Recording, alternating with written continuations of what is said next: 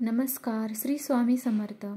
स्वामी कृपेने तुमचा आजचा दिवस, उद्याचा दिवस आणि येणारा प्रत्येक दिवस भरभराटीचा आणि सुखा समाधानाचा जावो अशी मी स्वामी चरणी प्रार्थना करते. तर चला आजच्या व्हिडिओला सुरुवात करूया. तर आजचा विषय आहे आपला की देव आपल्याला संकेत देत असतात, पण आपण ते जाणत नाही किंवा आपल्याला ते माहिती पडत नाही. आपल्याला असं वाटत असतं आपण भगवंताची एवढी सेवा करतो, आपण स्वामीची एवढी सेवा करतो, तरीही आपल्याला काही अनुभव येत नाही किंवा आपल्यासोबत देव आहेत की नाही हे समजत नाही.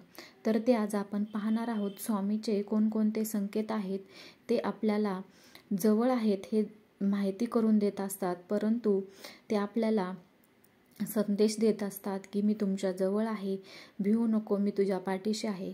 तरीही आपल्याला काही गोष्टी समजत नाहीत. ते आज आपण कशा समजून घ्यायच्या किंवा तुम्हाला देव आहे हे कसं समजणार हे आज आपण पाहणार. तत्पूर्वी तुम्ही चॅनलवर नवीन असाल तर प्लीज चॅनलला सबस्क्राईब करा आणि लाईक ही करायला विसरू नका. कमेंटमध्ये श्री स्वामी समर्थ लिहायला विसरू नका. तर आपल्या चॅनलवरती स्वामीविषयी असे तुम्हाला नवीन नवीन व्हिडिओ पाहायला भेटणार आहेत. तर चला व्हिडिओला सुरुवात करूया. तर आज आपण पाहतोय देव आपल्या जवळ आहे. देव हे कसं समजणार आहे, देव आपल्याला कोणते संदेश देतात की मी तुमच्या बरोबर आहे, भिवू नको, मी तुझ्या पाठीशी आहे. हे तर स्वामीचे ब्रीद वाक्य आहे. पण आपल्यासोबत स्वामी आहेत का नाही ते आज आपण पाहणार आहोत. किंवा स्वामी आपल्याला कसा साक्षात्कार देतात किंवा स्वामी आपल्या सोबत आहे हे आपण जाणून घ्यायचं आहे. काय होतं, आपल्याला काही गोष्टी आपल्या समोर घडत असतात पण आपण ते जाणत नाही किंवा आपण त्याच्याकडे दुर्लक्ष करतो.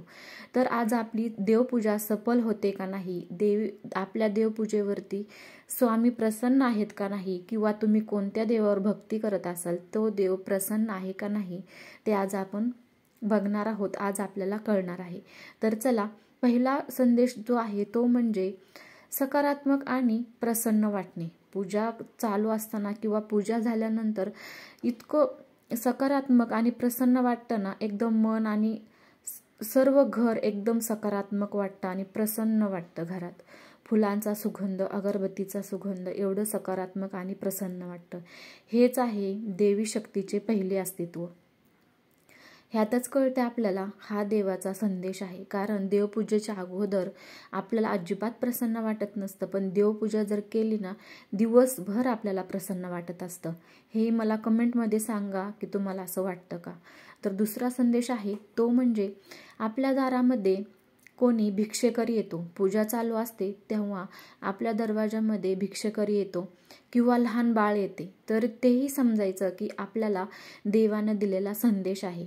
देवपूजा तुम्ही आटपत असता किंवा देवपूजा तुमची चालू असते त्यावेळेस कोणी भिक्षेकरी येतो किंवा लहान मुलं येतं, तेव्हा आपण समजून जायचं की हा एक देवाचा संदेश आहे की मी तुमच्या बरोबर आहे आणि तुम्ही करता देवपूजा, ती पूजा मला प्रसन्न करते, असा देवाचा संदेश आहे किंवा स्वामीचा संदेश आहे.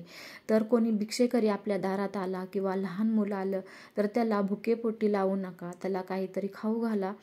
अन्नदान हे महादान असतं, त्याच्यामुळे अन्नदान करा. किंवा अन्नदान केलं किंवा तुम्ही धान्य दान केलं तरी आपल्या घरामध्ये धान्याची कमी कधी भासत नाही. धान्य वाढ होतं पण कमी कधी होत नाही. त्यासाठी जर भिक्षेकरू आला असेल तर त्यांना दक्षिणा द्या किंवा काही खायला तुमच्याकडे असेल तर ते द्या. तसं रिकाम्या पोटी त्यांना पाठवू नका. हा आहे दुसरा संदेश. तिसरा संदेश आहे स्वामींचा की तुम्ही धूप लावता, अगरबत्ती लावता, त्यावेळेस तुम्हाला देवांचे वेगवेगळे चिन्हे बघायला भेटतात, देवांचे वेगवेगळे आकार बघायला भेटतात किंवा तुम्हाला पूर्ण घरामध्ये अगरबत्ती आणि धूपाचा धूर पूर्ण घरामध्ये पाहायला भेटतो, पूर्ण पसरलेला भेटतो. एवढा सुगंध असतो आणि स्वास्तिक किंवा ओम आकाराचे तुम्हाला त्या धुरामधून गोल गोल किंवा असे आकार पाहायला मिळतात. तोही देवाचा एक संदेश असतो की मी तुमच्या सोबत आहे आणि मी तुमच्या देवपूजेवरती प्रसन्न आहे. तुम्ही जी देवपूजा करता त्यात मी खूप म्हणजे खूप मला प्रसन्न करते, असे देवाचा हा संदेश आहे.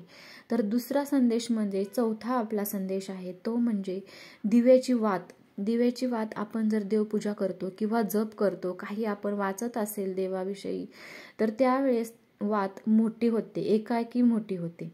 मीडियम असते, आपण लावली तेव्हा छोटी असते किंवा मीडियम असते.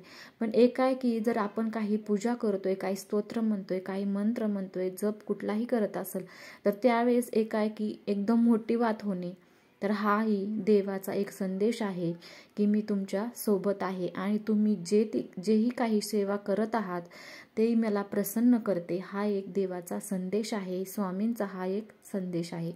तर देवपूजा आपण करत असतो किंवा आटपत असतो, काही मंत्र म्हणत असतो, काही वाचत असतो देवाविषयी, त्यावेळेस आपल्यात अचानक अतिथी पाहुणे येतात, तर हाही देवाचा संदेश आहे. पाहुणे आले की समजून जायचं की देवाने आपल्याला हा एक संदेश दिला आहे की मी तुमच्याकडे आलेलो आहे आणि मला तुम्ही प्रसन्न केलेलं आहे. तुमच्या भक्तीने, तुमच्या सेवेने मी प्रसन्न झालेलो आहे. आपल्याला तर माहिती आहे, अतिथी देवो भव. कोणी पाहुणे आले तर आपण त्याचं किती आदरातिथ्य करतो. पाहुणे म्हणजे आपल्या घरी अतिथी देवो भव असं म्हटलं जातं. त्यामुळे आपण पाहुण्यांना जेवू खाऊ घालायचं आहे. पाहुणे आल्यानंतर नाराज व्हायचं नाही त्यांच्यावरती किंवा त्यांचा रागराग करायचा नाही. त्यांना व्यवस्थित त्यांचं आदरातिथ्य करायचं आहे. हाही एक स्वामींचा संदेश आहे. तुम्ही देवपूजा करत असताना कधीही लक्षात ठेवा की कोणी पाहुणे आले तर हा एक स्वामींचा संदेश आहे, तुमच्या देवांचा संदेश आहे की देव म्हणतात की मी तुझ्या पूजेवरती किंवा तुझ्या भक्तीवरती किंवा सेवेवरती एकदम प्रसन्न झालेलो आहे. हा एक संदेश आहे. 6वा संदेश म्हणजे देवपूजा चालू आहे किंवा देवपूजा तुम्ही करत असता आणि तुम्ही देवांना फुले, हार सगळे वाहिलेले असता आणि अचानक फुले खाली पडतात किंवा एखादं फूल तुमच्या कुठल्या देवाच्या वरती ठेवलेलं आहे, डोक्यावरती किंवा पायावरती आहे, ते फूल खाली पडते आणि तुम्ही अचानक तुमचं लक्ष जातं की हे फूल पडलेलं आहे, तर हा एक देवाचा संदेश असतो की मी तुझ्यावरती प्रसन्न आहे आणि तुझ्या भक्तीवरती प्रसन्न आहे. हा एक देवाचा संदेश असतो की तू मला तुझ्या भक्तीने आणि सेवेने प्रसन्न केलेला आहे. हा एक स्वामींचा संदेश असतो. त्यामुळे असे संदेश तर तुम्हाला भेटले किंवा तुम्ही पाहिले तर कधीही दुर्लक्ष करू नका. कारण आपल्याला वाटतं की मला काही अनुभव येत नाही किंवा देव माझ्यासोबत आहेत का नाही हे कसं समजणार, मी एवढी सेवा करते पण माझ्या देव सोबत आहेत का नाही हे मला समजत नाही. तर देव आपल्यासोबत कायम राहणार आहेत. कारण आपण एवढी सेवा करतो तर देव सोबत असणारच आहेत.